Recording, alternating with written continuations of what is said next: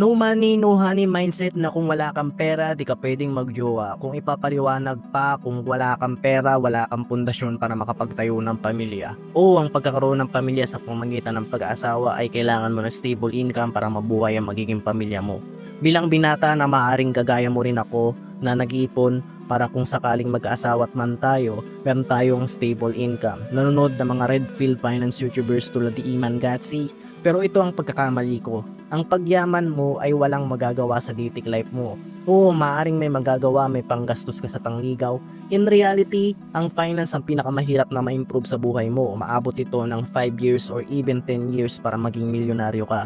Tatanda tayo na maaaring tatanda rin ang itsura mo. Kaya mas mahalaga na samahan mo ng pag-maintain ng youthful looks sa pamagitan ng diet, exercise at pagpapapogi habang sa pagsusumikap sa iyong finance. Kasi may pera ka nga, di ka naman makapag-asawa,